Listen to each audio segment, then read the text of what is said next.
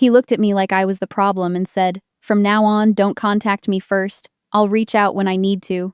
Just like that, as if I were something he could put on a shelf and pick up whenever it suited him. I didn't argue. I didn't cry. I didn't beg. I simply nodded and went silent. For 2 weeks, my phone stayed quiet. No messages, no calls, no explanations. And in that silence, something inside me started to shift. Because when someone tells you exactly how little you matter to them, you start to listen. Then one evening, everything changed. I wasn't looking for answers. I wasn't chasing him. But somehow I ended up at the hospital, and that's where I saw him. Not alone. Not confused. Not busy. He was standing there, with another woman, close enough to make it clear this wasn't an accident. Close enough to make everything he said feel like a lie I had agreed to believe. But here's the part he never saw coming. I didn't confront him. I didn't make a scene. Because in that moment, I realized something far more powerful than anger. I finally understood what he had really given me, and how I was about to use it. Stay with me, because what I did next didn't just change my relationship. It changed his life, in a way he never expected. My name is Lenora Hayes. I'm 58 years old, and I've spent most of my life working as a senior administrative coordinator at a mid-sized insurance firm in Ohio. I've always considered myself practical, steady, the kind of woman who believes that if you show up, give your best, and treat people with kindness, things tend to work out the way they should. When Gavin said it, he didn't raise his voice. That was the part that stayed with me. There was no anger, no argument building up to it, no moment where I could point to and say that's where everything broke. He simply leaned back in his chair, looked at me with that calm, almost patient expression he used when he thought he was being reasonable, and said, "From now on, don't contact me first. I'll reach out when I need to." For a second, I thought I must have misunderstood him. Not because the words were unclear, but because of how easily he said them, as if he were suggesting something small like changing dinner plans. I remember looking at his face, searching for a hint of humor or softness, something that would tell me this was just a poorly delivered joke. But there was nothing. Just that same composed, steady gaze, like he was waiting for me to agree. In the past, I would have asked questions. I would have tried to understand what I had done wrong or what had led him to say something like that. That had always been my instinct, to fix things before they fell apart. But something in the way he spoke, something about how final it sounded, made me pause. It wasn't a conversation he was inviting me into. It was a decision he had already made. So I didn't argue. I didn't ask him to explain. I didn't even let myself react in the way I felt rising inside my chest. I just nodded once quietly and said nothing at all. I think that surprised him more than anything I could have said. Looking back, I can see that it hadn't started there. That moment wasn't the beginning. It was just the first time he said it out loud without softening it. Before that, it had come in smaller ways, subtle enough that I could ignore them if I wanted to. If I asked him what he was doing over the weekend, he would sigh and say I was putting pressure on him. If I suggested we plan something a few days ahead, he would smile and tell me I had a habit of making things more serious than they needed to be. Once, when I asked if he could let me know when he got home after a late drive, he laughed and said, "Lenora, you don't need to monitor me." Each time I told myself he just valued his independence, that he wasn't used to someone caring that closely, that if I gave him space, he would meet me somewhere in the middle. But the middle kept moving, and I kept adjusting. I had rearranged parts of my life without even realizing it. I'd turned down dinners with coworkers because I thought he might call. I'd kept my evenings open because his schedule was unpredictable. When he told me he was having trouble with work, I offered to help where I could, including lending him money. I believed he would pay back once things stabilized. It wasn't a small amount, but at the time it felt like something you did for someone you trusted. And I did trust him. Or at least I trusted the version of him he showed me. That's why his words that evening felt so different. They weren't asking for space. They were drawing a line, placing me on one side of it, and making it clear I wasn't the one who would decide when we crossed it again. When I got home that night, the silence followed me in. I remember setting my purse down on the kitchen counter and just standing there for a moment, listening to the quiet of my apartment. It felt heavier than usual, like something had shifted in a way I couldn't quite name yet. My phone sat on the table beside me. For a brief moment, I thought about picking it up, about sending a message anyway, something simple, something harmless, just to see what would happen. That was the part of me that didn't like unfinished conversations, the part that wanted reassurance. But then I heard his voice again in my head, calm and certain. Don't contact me. I didn't reach for the phone. That was the first night in a long time that I went to bed without checking for a message. The first time I allowed the silence to stay exactly as it was without trying to fill it.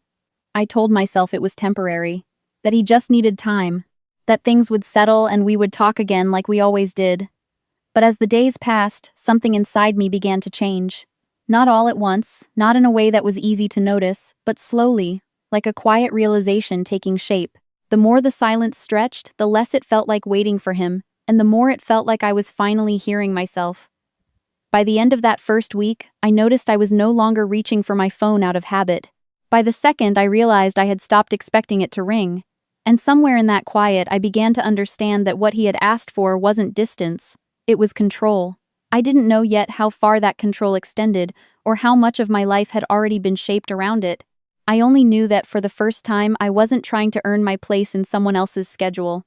I was sitting in my own space, in my own time, and letting the silence remain exactly what he had asked for. What I didn't realize then was that his silence wasn't empty. It was hiding something. What I didn't realize then was that his silence wasn't empty. It was hiding something, and I was about to see it with my own eyes in a place I had no intention of going for him. The afternoon I ended up at the hospital had nothing to do with Gavin. My neighbor, Mrs. Callahan, had asked if I could drive her in for a routine follow-up after a minor procedure. She lived alone, and I'd been helping her here and there ever since her husband passed a few years back. It was the kind of favor you didn't think twice about, the kind that filled a few hours and gave you a sense that you were still part of a community. The hospital was quiet in that particular way. Medical buildings often are a low hum of movement beneath fluorescent lights that made everything look a little too clean, a little too sharp. I remember guiding Mrs. Callahan to the check-in desk waiting, while the nurse confirmed her appointment, and then settling her into a chair with a magazine she probably wouldn't read. I told her I'd grab a coffee and be right back. I wasn't in a rush. There was no one waiting for me, no message I expected to come through, no plan for the rest of the afternoon. I walked down the hallway toward the vending machines, my mind drifting in that quiet, unoccupied way it had learned over the past 2 weeks. That's when I saw him. At first it didn't register. It was just a familiar figure at the end of the corridor. A man standing slightly turned away, speaking to someone at the reception counter. Something about the way he held himself, the angle of his shoulders caught my attention. I slowed without meaning to my steps, becoming quieter, as if instinct had taken over before my thoughts could catch up. Then he shifted and I saw his face. Gavin. For a moment, I felt something close to disbelief, as though my mind was trying to rearrange what I was seeing into something that made sense. He had told me he needed space.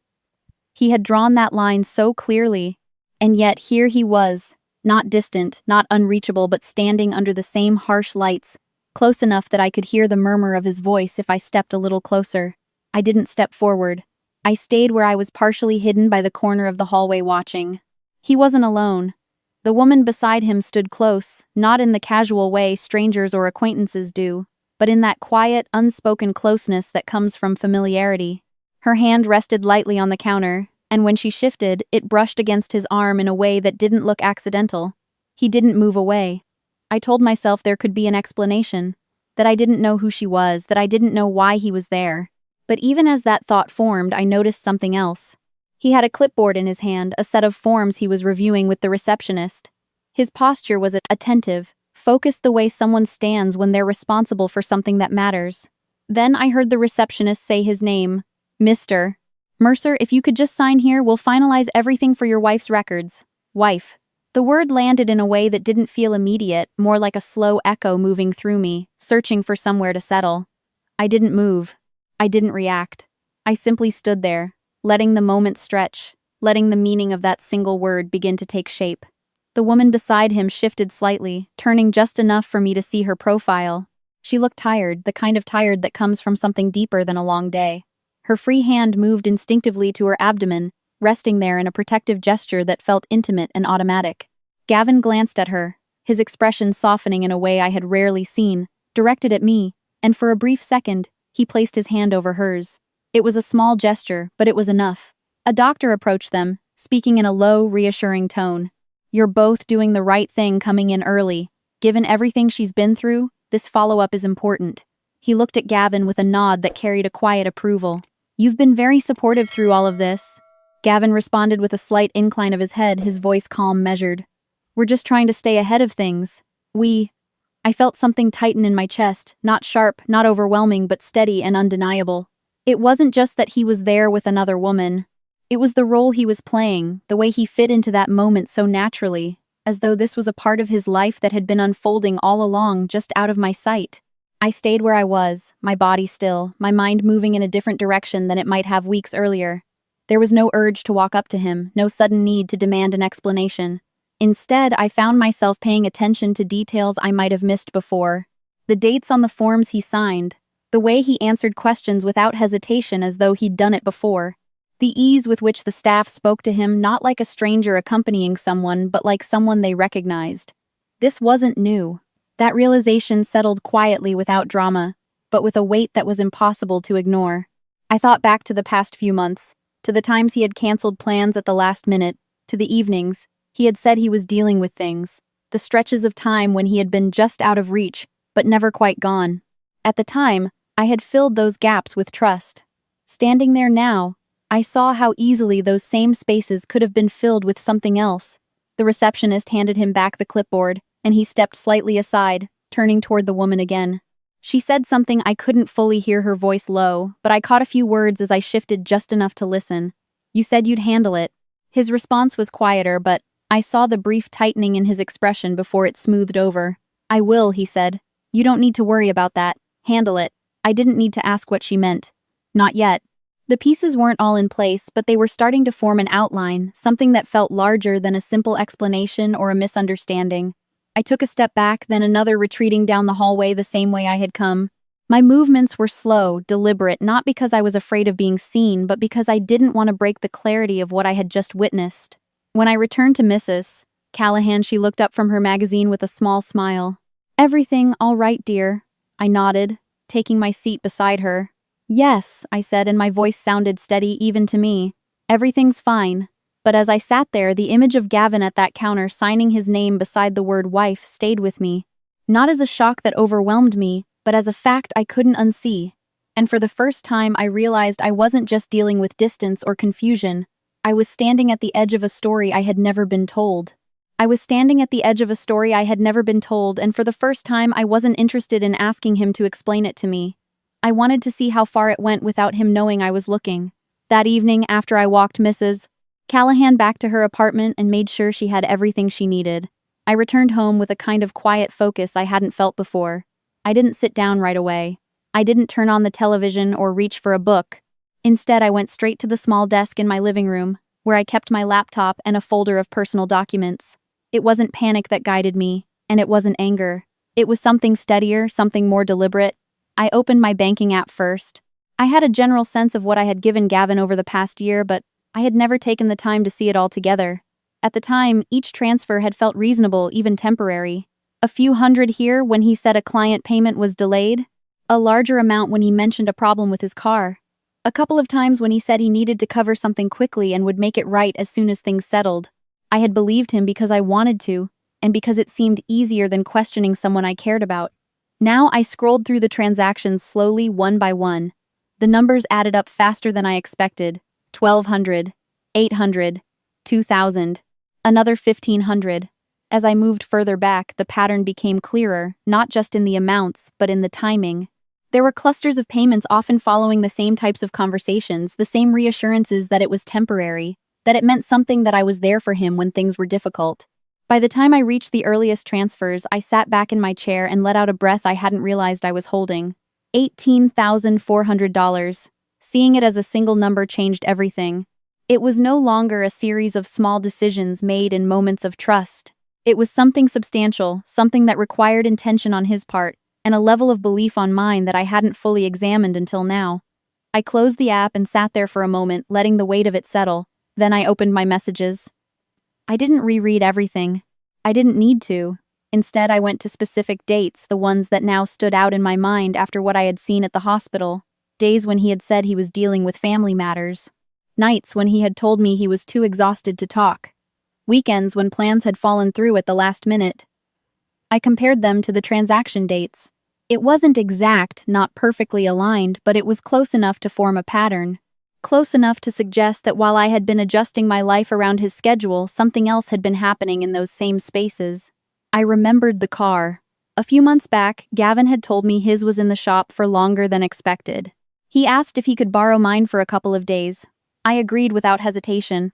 Those couple of days turned into nearly 2 weeks, but he always had a reason ready, always something just complicated enough to make it seem understandable. I had taken his word for it, just as I had with everything else. I stood up and walked over to the small drawer, where I kept my spare keys and a few receipts. The maintenance record for my car was still there, along with a note I had made after my last oil change. The mileage had caught my attention at the time, because it seemed higher than I expected, but I had dismissed it. Now I did the math in my head, estimating how far the car could have been driven during those 2 weeks. It was more than what he had described. Much more. I set the paper down and leaned against the counter, my thoughts moving carefully from one detail to the next. None of it on its own proved anything beyond doubt, but together the pieces began to form something harder to ignore. I reached for my phone, not to call him, but to scroll through his contact information. I looked at his address, the one I had been to countless times, the one I had always assumed was the center of his life. I thought about the hospital again, about the way the staff had spoken to him, about how natural he had seemed in that role. A quiet thought surfaced, one I hadn't allowed myself to consider before. What if that apartment wasn't the whole picture? The next afternoon, I found myself driving toward his building. I didn't tell anyone where I was going, not even Daphne. This wasn't about confrontation, not yet. I told myself I just needed to see things as they were, to confirm or deny the questions that had started to take shape. The parking lot was partially full, the late afternoon sun casting long shadows across the rows of cars. I slowed as I turned in, scanning the spaces out of habit. His car wasn't there. That by itself didn't mean much. He could have been out running errands at work. But as I parked and stepped out, I felt a quiet sense of expectation, as though I had crossed a line simply by coming here with a different purpose than before. I walked toward the entrance, my steps measured, my expression neutral. As I reached the front door, a woman from the building stepped out ahead of me, holding it open with a polite nod. I returned the gesture and moved to pass her, but she hesitated, looking at me a moment longer than necessary. "You're here for Gavin, right?" she asked, her tone casual but curious. I paused just slightly. "Yes," I said. "I was hoping to catch him." She gave a small, thoughtful nod, as if confirming something to herself. "He's been coming and going a lot lately," she said. "I can never keep track of his schedule." I offered a polite smile, ready to move on, but then she added almost as an afterthought, "I always wondered how he managed everything. Must be complicated juggling things like that." Something in her phrasing made me stop. Juggling what I asked, keeping my voice even. Her expression shifted just a fraction, as if she realized she might have said more than she intended. "Oh," she said lightly, "nothing serious. It's just, I thought he was in the middle of a messy breakup or something. I didn't respond right away." She glanced at me again, her curiosity returning, and then she asked, "Are you his sister, or—" She trailed off, searching for the right word. "Or the other fiancé. Or the other fiancé." The question didn't land like a shock. It settled into place as though it had been waiting for confirmation, for someone outside of my own thoughts to say it plainly. I didn't correct her. I didn't react in a way that would invite more questions. I simply gave a small, polite smile, the kind that closes a conversation without answering it, and stepped past her into the building. The hallway felt narrower than I remembered. Or maybe I was just more aware of it now, more conscious of each step, each detail that I might have overlooked before. I walked toward Gavin's apartment door and stopped a few feet away, not reaching for the handle, not knocking. I stood there looking at the familiar number on the door, and realized how much of what I thought I knew about this place had been based on trust rather than fact. I didn't need to go inside. Whatever version of his life existed behind that door was no longer something I needed to confirm in person. I turned and walked back out the way I had come, the air outside feeling different, sharper somehow, as if I had stepped out of a space that no longer belonged to me. In the car, I sat for a moment with my hands resting lightly on the steering wheel. My mind wasn't racing. It was moving in a straight line, connecting the hospital, the paperwork, the woman's quiet assumption, and everything I had seen over the past year. Fiancé, not a misunderstanding, not a vague suspicion, a word that implied intention, planning a future, being built somewhere I had never been invited to see. I drove home without turning on the radio, the silence no longer empty but filled with a clarity I hadn't had before. By the time I pulled into my parking space, I knew what I needed next wasn't more guessing. It was confirmation. That night, I called Daphne. She had been a friend of mine for over 20 years, the kind of woman who listened carefully and spoke even more carefully, never rushing to conclusions but rarely missing the truth once it was in front of her. When she answered, I could hear the faint background noise of her television, the familiar rhythm of her evening routine. "Lenora," she said, her voice warm. "Everything all right. I didn't give her the whole story at once. I told her what I had seen at the hospital, the forms, the word I couldn't ignore. Then I told her about the apartment, about the woman in the hallway, about the question that had followed me all the way home." Daphne didn't interrupt.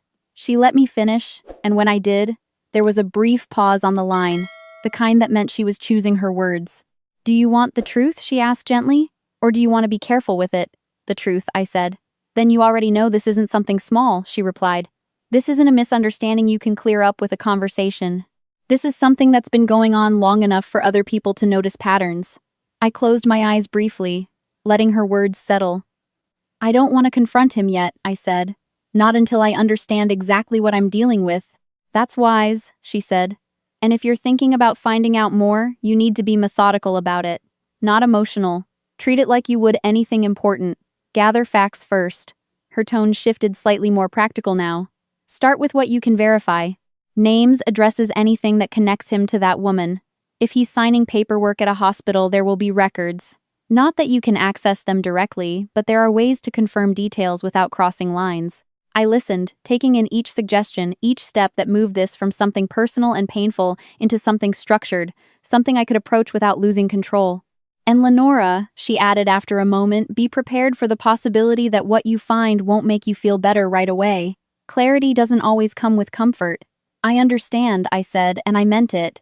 After we hung up, I sat at my desk again, the same place where I had gone through my accounts the night before. This time, I opened a new document and began to write down everything I knew, everything I had seen, and everything that needed to be confirmed. Gavin Mercer, his address, his workplace, dates I could recall when his behavior had shifted, the hospital name from earlier that day, even the receptionist's words as close as I could remember them. Then I added something new, the word fiancé. I didn't underline it. I didn't circle it. I simply wrote it down and moved on, treating it like any other piece of information, something to be examined rather than reacted to. As the list grew, I noticed something else. For the first time since this began, I wasn't thinking about what he would say or how he would explain it. I wasn't trying to anticipate his version of events, or prepare myself for another conversation where I would be asked to adjust my expectations. I was focusing on what was real, what could be proven, what existed, whether he chose to acknowledge it or not. That shift felt small on the surface, but it changed everything. By the time I finished, the page in front of me wasn't just a collection of notes. It was the outline of something larger, something that extended beyond a single relationship. It was the beginning of understanding the full scope of the life he had been living. And as I looked at that list, one thought settled firmly in my mind. If he had built all of this in the dark, then the truth wasn't going to reveal itself on its own. I was going to have to bring it into the light. And that meant stepping into places I had never needed to question before. The next morning, I woke up earlier than usual, not out of restlessness, but with a clear sense of direction. I made coffee, sat at my kitchen table, and reviewed the notes I had written the night before. There was a calmness in reading them again, a distance that helped me see patterns more clearly. I wasn't reacting anymore. I was observing. The hospital name stood out immediately. I remembered the layout well enough from the previous day, the reception area, the corridors, the quiet efficiency of the staff. I also remembered the name badge on the receptionist who had spoken to Gavin. It was a small detail, one I wouldn't have noticed before, but now it felt important. I didn't plan to ask direct questions. That would have been too obvious, and more importantly, it would have given me only what someone was willing to tell a stranger. Instead, I focused on what could be learned without raising suspicion. By mid-morning, I was back at the hospital. This time I moved with purpose, but without urgency. I walked through the same entrance, greeted the front desk with a polite nod, and made my way to the seating area near the maternity wing. It was a place where people waited, where conversations happened in low voices, where information moved more freely than it did behind closed doors. I sat down with a magazine I didn't intend to read, and allowed myself to blend into the background. It didn't take long. 2 nurses stood a few feet away, speaking quietly but not carefully enough to keep their words from carrying. I didn't look at them directly. I kept my attention on the pages in front of me, letting their conversation come to me instead. "She's been through enough already," one of them was saying. "I'm just glad her partner's been consistent this time." The other gave a soft sigh. "From what I heard, he wasn't always. There were some complications earlier on." Still, the first replied, "He's been here for every appointment lately. That counts for something." I turned a page slowly, my eyes scanning words I wasn't absorbing. "Do you remember her name?" the second nurse asked. There was a brief pause. Celeste Warren." The name settled into place, immediately attaching itself to the image I had from the day before, the woman's tired expression, the way her hand had rested on her abdomen. Celeste? I didn't move. I didn't react. I simply let the information add itself to what I already knew. A few minutes later, the nurses moved on, their conversation shifting to something else, something unrelated. I closed the magazine and stood walking calmly toward the hallway where I had seen Gavin the day before. I wasn't expecting to see him again so soon. But I saw her. Celeste sat alone this time, a folder resting in her lap, her posture slightly hunched in the way people sit when they're trying to conserve energy. Up close, she looked younger than I had first thought, perhaps in her early 30s. There was a softness to her features, but also a tension in her expression, as if she was carrying more than just the physical weight of pregnancy. I stopped a few feet away, considering my next step. This was the moment where things could shift from observation to involvement. I walked toward her. "Excuse me," I said gently, keeping my tone neutral, non-threatening. "Is this seat taken?" She looked up, a little startled at first, then shook her head. "No, go ahead." I sat down beside her, leaving enough space to keep it comfortable, respectful. "Long wait?" I asked. She gave a small, tired smile. "A little. They're running behind today." "I remember how that goes," I said. "I was here yesterday with a neighbor." She nodded, adjusting the folder in her hands. "It's been like that all week." For a moment, neither of us spoke. The silence wasn't uncomfortable, just quiet. Then she said almost to herself, "At least he's been showing up." I glanced at her just briefly. "That matters," I replied. "It does," she said, her voice softening. "Especially after everything." She didn't elaborate, and I didn't ask her to. Instead, I let the conversation unfold naturally, the way it often does between two people who don't expect to see each other again. "You're doing this on your own?" I asked after a moment. Her fingers tightened slightly around the edge of the folder. "Not exactly," she said. "He's involved. More now than before. More now than before." I felt the meaning behind those words, the timeline they hinted at, but I kept my expression steady. "That's good," I said. "It makes a difference when someone steps up." She nodded, though her expression didn't fully reflect agreement. "It does," she said quietly. "I just wish things had been clearer from the beginning." There was something in her tone that felt familiar, something I recognized from my own thoughts over the past few days. Not anger, not exactly. Something closer to disappointment that had settled in over time.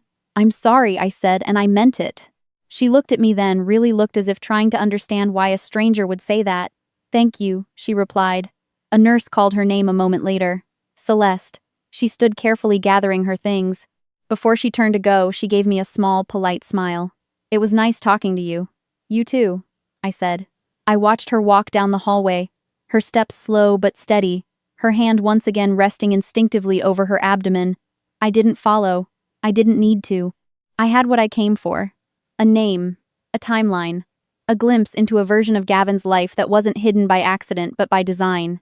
As I walked back toward the exit, one thought became clear, sharper than anything I had felt before. This wasn't just about what he had done to me. It was about what he had been managing to keep separate, and I was starting to see exactly how those worlds were about to collide. And for the first time, I understood that timing would matter just as much as truth. That afternoon, I didn't go straight home. Instead, I drove to a small cafe a few blocks away from my office, a place I rarely visited but knew would be quiet at that hour. I ordered tea, sat by the window, and opened my notebook again. The information I had gathered was no longer scattered. It was beginning to form a structure, something I could work with. Celeste Warren. Pregnant. Ongoing medical care. Gavin present, involved, recognized by staff. The word fiancé used by someone who had no reason to invent it. And then there were the financial records, the timeline of his requests, the gaps that now felt less like coincidences and more like choices. I wrote everything down again, this time organizing it, aligning dates and details side by side. Patterns became clearer when placed next to each other. The weeks when he had been unavailable matched closely with what the nurses had implied about complications earlier in Celeste's pregnancy. The periods when he had borrowed my car overlapped with longer stretches of hospital visits, something I hadn't questioned before. I wasn't looking for proof in the legal sense. I wasn't building a case for someone else to judge. I was building clarity for myself, something that would allow me to act without hesitation when the time came. And the time would come. What mattered now was how. I thought about confronting him directly, about calling him and asking a single, simple question that would force him to respond. But I knew how that would go. He would deflect, minimize, shift the conversation until the focus moved away from facts and onto feelings. He had done it before, not in obvious ways, but in small, controlled adjustments that left me questioning my own interpretation of events. That approach wouldn't work anymore. I needed something different. Something that didn't rely on his willingness to be honest.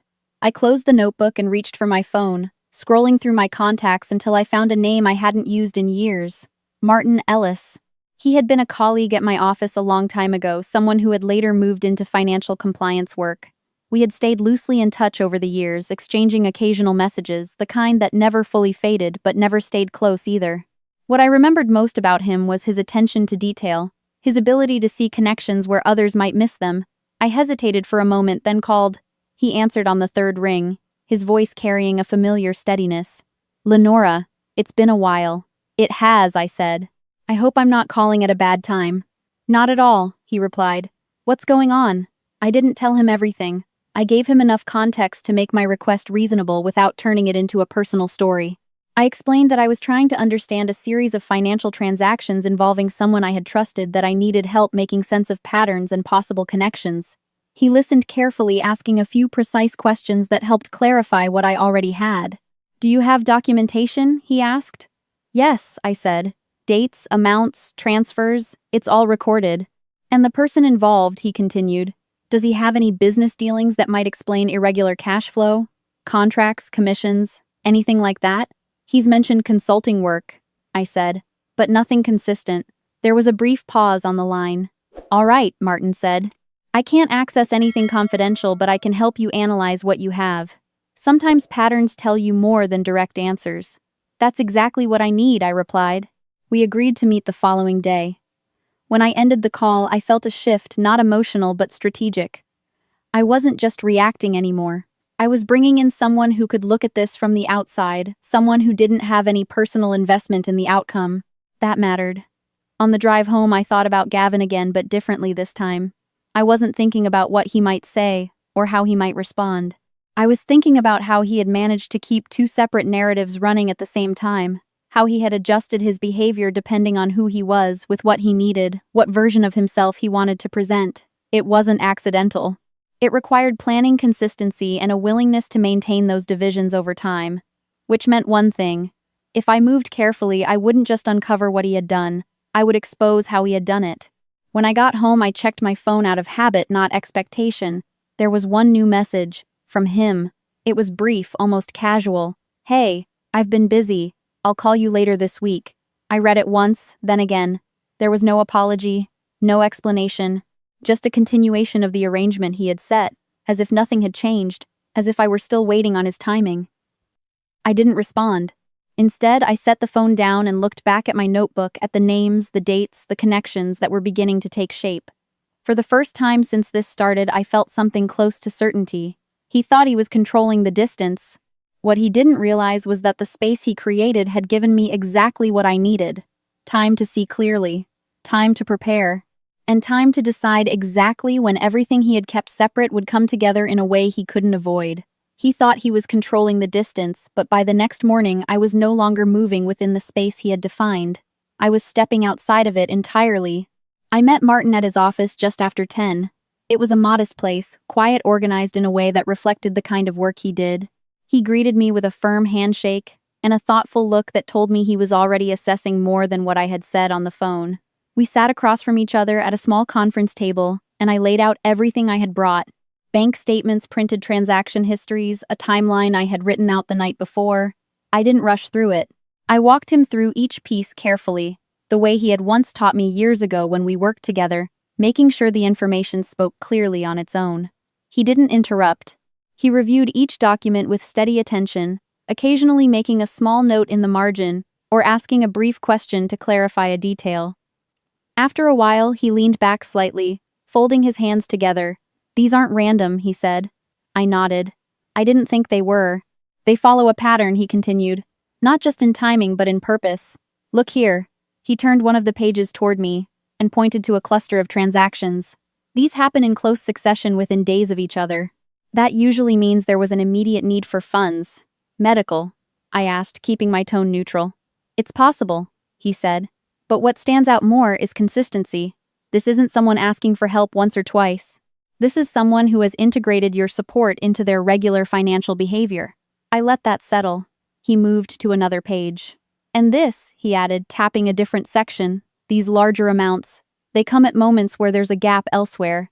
Either income is delayed or obligations increase suddenly." I thought about the hospital again, about Celeste, about the nurses mentioning complications earlier on.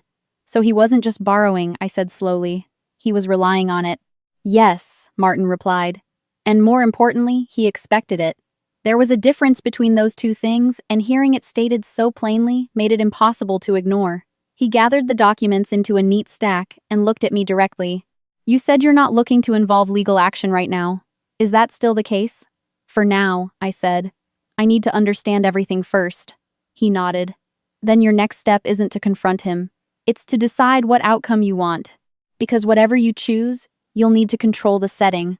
"The setting," I repeated. "Where and how this comes out," he explained. "If you bring it up in private, you give him room to reshape the narrative. If you bring it up where other people are present, you limit that ability." I considered that carefully. "Do you know where he'll be in the next few days?" Martin asked. I thought for a moment, then remembered something he had mentioned weeks earlier, something I hadn't paid much attention to at the time. "He has a work event," I said. "A small gathering. He said it wasn't important." Martin gave a faint, knowing smile. "Those are usually the ones people care about most." I left his office with more than just confirmation. I left with a framework, a way to approach what came next without leaving anything to chance. That evening, I looked through my messages again, not for answers but for details. I found the one where he had mentioned the event, a restaurant downtown, Friday evening, a few colleagues, nothing formal. Nothing formal. I closed the message and set my phone aside, letting the idea take shape. If he had been managing two separate versions of his life, then the most effective way to end that was not by choosing one over the other, but by bringing them into the same space. I didn't act immediately. I waited. The next day passed quietly. I went to work, completed my tasks, responded to emails, carried on with my routine in a way that felt almost detached from what I knew was coming. There was a steadiness in that, a reminder that not everything in my life had been built on uncertainty. By the time Friday arrived, I was ready. I didn't dress differently. I didn't try to present myself in a way that would draw attention. I chose something simple, something that reflected who I had always been, not who I thought I needed to be in that moment. When I arrived at the restaurant, I paused just outside the entrance, looking through the glass at the tables inside. It didn't take long to find him. Gavin sat near the center, his posture relaxed, his expression engaged in conversation with the people around him. He looked comfortable at ease in a way that suggested this was a space where he felt in control. For a moment, I simply watched. Then I stepped inside. The hostess greeted me with a polite smile, and I gave Gavin's name. She glanced toward the table, then back at me, as if confirming something silently before leading me through the room. As we approached, he looked up. The change in his expression was immediate. Not dramatic, not enough for anyone else at the table to notice right away, but I saw it. The brief flicker of surprise, the calculation that followed, the way he straightened slightly as if preparing to adjust. "Lenora," he said, rising halfway from his seat. "I didn't expect." "I know," I said calmly, my voice steady. The people around him turned their attention toward me now, their curiosity quiet but present. "I won't take much of your time," I continued, meeting his gaze. "I just thought it was important to have this conversation somewhere appropriate." He hesitated just for a second, and in that second I saw something shift. Not confusion, not anger, recognition. Because for the first time since he had asked me to wait on his terms, he understood that this moment wasn't happening on his schedule. It was happening on mine. And he had no idea what I was about to say. And he had no idea what I was about to say, which was exactly where I needed him to be. I didn't sit down. I remained standing beside the table, giving a small, polite nod to the others, gathered there, acknowledging their presence without inviting them into anything more than what they were about to witness. Gavin stayed half-standing for a moment longer, uncertain whether to fully rise or settle back into his chair. That hesitation was new. I had never seen him unsure of his position before. "Is everything okay?" one of his colleagues asked, looking between us with a cautious curiosity. "It will be," I replied calmly. "I just need a moment with Gavin." He glanced at them, then back at me, forcing a slight smile that didn't reach his eyes. "We can step outside," he said quickly, already reaching for his jacket. "No," I said gently but firmly. "This won't take long." That was when he understood. Not the details, not the full picture, but the direction. His hand paused, then slowly lowered. I met his gaze, steady and unhurried. "2 weeks ago you asked me not to contact you," I began. "You said you would reach out when you needed to." A few of the people at the table shifted slightly, the tone of the conversation already changing. "I respected that," I continued. "I didn't call. I didn't message. I gave you exactly what you asked for." He nodded once, as if agreeing would keep things contained. "Lenora, I can explain." "I'm sure you can," I said, not raising my voice, not cutting him off abruptly, just continuing in a way that left no space for interruption. "But before you do, I want to make sure we're all clear on something." I turned slightly, just enough to include the others without addressing them directly. "The time you asked for wasn't empty. It gave me the opportunity to see things I hadn't seen before." His expression tightened, subtle but visible now. "I went to the hospital earlier this week," I said. "Not for you, by coincidence. And I saw you there." A silence settled over the table, heavier now. "With a woman," I added, keeping my tone even. Standing close enough that it was clear she wasn't a stranger. Signing paperwork. Being addressed as her partner. His jaw shifted slightly, the first sign that he was losing control of the moment. "That's not what it looked like," he said, his voice low, careful. I didn't react to the explanation. I simply continued. "Her name is Celeste," I said. "She's been attending regular appointments. You've been present for them. The staff recognizes you." I saw one of his colleagues glance at him, confusion, beginning to replace curiosity. "And more importantly," I went on, "this isn't recent. It's been ongoing for some time." "Lenora," he said more firmly, "now you're making assumptions." "I'm stating observations," I replied. There was no sharpness in my voice, no anger to push against, just clarity. And while I was reviewing those observations, I continued. "I also looked at something else. The financial support I've given you over the past year." I reached into my bag and placed a folded sheet of paper on the table in front of him. I didn't push it toward him. I left it where it was, allowing the weight of it to exist without forcing him to touch it. $18,400, I said, transferred in good faith, based on explanations that now align very closely with the timeline of what you've been managing elsewhere. No one spoke. He looked at the paper but didn't reach for it. "That's not fair," he said after a moment, his voice quieter, now less certain. "You agreed to help me." "I did," I said, "because I believed you were being honest with me." I let that sit for a moment before continuing. "I'm not here to argue," I said, "and I'm not here to embarrass you. I'm here to close something that should have been addressed a long time ago." His eyes met mine, searching for something, maybe a sign that this could still be redirected. "It will be repaid," I said, calm and precise. "In full. Within 30 days. "That's not realistic," he replied quickly. "You know that." "It will be," I said without raising my voice. "Because this isn't a request. It's a decision." Another silence followed, deeper this time. And after that I added, "There will be no further contact. Not on your terms. Not on mine. Simply none." One of the people at the table shifted again, the tension now impossible to ignore. Gavin exhaled slowly, running a hand along the edge of the table. "You're overreacting," he said, but there was no conviction behind it. I shook my head slightly. "No," I said. "I'm responding appropriately." For a moment, neither of us spoke. Then I did something he wasn't expecting. I softened my tone just slightly. "I hope," I said, "that whatever you're building with her is something you handle more carefully than this. Because situations like this don't stay contained forever." That was the closest I came to anything resembling emotion, and even then it wasn't anger. It was something quieter, something final. I picked up my bag and stepped back from the table. "I won't interrupt your evening any further," I said. No one tried to stop me. As I walked toward the exit, I could feel the shift behind me, the conversations that would start once I was out of earshot, the questions that would be asked, the explanations he would have to give, without the advantage of controlling the one. Outside, the air felt cool and steady. I didn't rush to my car. I walked at a normal pace, my steps, even my breathing calm. For the first time since all of this began, there was nothing left unresolved in my mind. I hadn't needed him to admit anything. I hadn't needed him to explain, because the truth had already done what it needed to do. And as I reached my car, one final realization settled in clear and unshakable. He had asked me to wait until he needed me. He just never imagined that I would use that time to make sure I would never need him again. If there is one thing this story reminds me of, it is that silence is not always weakness. Sometimes it is clarity in its earliest form. When someone tells you to step back, to wait, or to accept less than you deserve, it can feel like rejection, but it can also be an unexpected gift, a chance to see the truth without distraction. What Lenora did was not loud, not impulsive, and not driven by anger, and that is exactly why it was so powerful. She didn't chase explanations, she didn't beg for honesty, she paid attention, gathered facts, and chose her moment with intention. The lesson here is simple but not always easy. Never ignore patterns just because you want to believe in someone, and never let anyone define your worth based on their convenience. If something feels off, take a step back and observe before you react, because clarity comes from distance. And most importantly, do not stay where you are only valued when it is convenient for someone else. So I want to ask you, if you were in her position, would you have waited quietly, or would you have walked away sooner?